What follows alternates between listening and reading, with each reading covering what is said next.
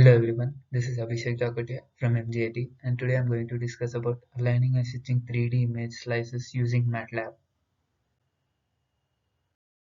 As we can see, these are the list of contents starting from introduction to conclusion. It will include all the things which I have done in this project. The main objective of this project was to realign all the image slices and convert them into a 3D image using ImageJ, and all the images which have been realigned were taken from FIB and SEM instrument. So coming to the introduction part, the images which were generated before the FIB was established was by the use of scanning electron microscope, which gave the best result. But the only problem with SEM was that it could not go into the sample, and special treatments were required for the sample to be examined in SEM. Whereas in FIB, though it is a destructive process, no special treatment to the sample has to be given. That is, no polishing of the sample is required, even though we can get the clear images as after each image a new surface is generated. So coming to the operation of FIB, FIB operates in similar fashion to scanning electron microscope, except that FIB uses a finely focused beam of ions that can be operated at low currents and high currents based on their application. Unlike an electron microscope, FIB is inherently destructive to the specimen. The main advantage of FIB is that it can be used both for conductive and non-conductive materials without any conductive coating on the surface, as in the case of SEM. The combination of FIB and SEM gives us the proper image and in-depth knowledge about the sample. So coming to how FIB works, the focused ion beam has become a powerful tool for site-specific 3D imaging of submicron features in a sample. The process is destructive, since the specimen is being sequentially milled after each image is collected. The collected series of images is then reconstructed to a 3D volume by registering the image stack and removing artifacts, that is shifts and rotations. The, predom- pre- the predominant artifact that degrades with tomography is ion mill curtaining. It means that there are few lines generated on the surface of the image which are generated due to the refraction property of the material. And this can be removed by using other algorithms, but it's a uh, tedious task. This experiment was carried out with two different materials. One was a nickel alloy, another was a titanium alloy. Nickel alloy was used as a heat exchanger in nuclear plants, and this sample has failed because of stress corrosion cracking. Whereas titanium alloy was used in turbine engines, and for application it had to be rolled.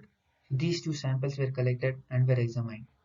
The images captured were using a FIPSEM setup, and by which we got images. And in nickel experiment we got around 400 images with a slice width of 10 nanometers, and in titanium experiment we got 1000 images with a slice width of 5 nanometers.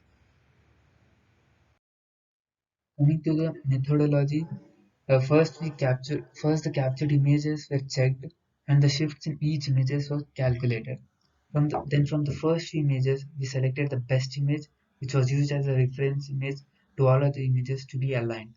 A code was written on the based on type of images to be aligned back, and then these aligned images were imported into images software, by which we got a 3D figure of these images.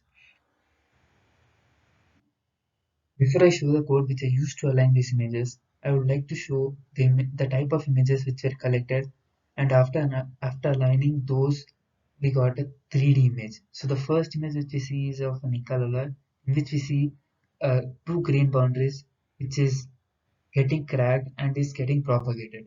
In the second image we see titanium alloy which has elongated grains with two different phases, in which the darker phase is alpha titanium and the brighter phase is beta titanium. So the code which we see on the screen right now was written for nickel alloy, and a similar kind of code was written for titanium alloy. The code which you see shows from where the images have been taken to where the images have been stored. In this code, we selected a particular area which was common for all the images, and then we tried to align that part of image due to which all the images got aligned to each other based on that part. But there were few images which were out of size and which were not so clear. So we tried to crop them and then we got them into this aligned part. So using the above code, we got all the aligned images, and those aligned images were imported into images software, by which it showed that all the images were aligned. And based on the aligned images, we got a 3D structure of each alloy. So the first image which we see is of a nickel alloy, by which we can see how the crack got propagated along the grain boundary and how it propagated after reaching the triple point on the grain boundary. And in second figure, we see which is of a titanium alloy.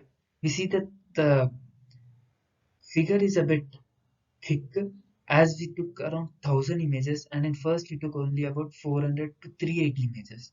So in this titanium alloy, we saw how the grain elongation has taken place inside the sample and how the phase has changed, like how the fraction of phase has changed from each slice to each slice as we go into the sample. Coming to the major result of this experiment, in the first experiment we saw how the crack propagation has taken place after it reached a triple point. Like after triple point, we saw where the crack has propagated, that is, it selected the weaker grain boundary than the stronger grain boundary compared to each other. And in second experiment, we saw uh, how the grains are getting elongated and how the phase change of alpha and beta titanium is varied, which is a characteristic feature of rolling. So coming to the conclusion part, an algorithm which was written in MATLAB had proven to be correct, by which we had nullified all the alignment which were present in all the images, because of which we got a 3D image which which was generated using the realigned images which were imported into ImageJ. Then in the first experiment, we understood about the triple point, and in the second experiment, we studied about the grain elongation and how the phase changes takes place in titanium or any rolled alloy. So lastly, I would like to thank you all for giving me this opportunity to represent my project in BTDD. Thank you.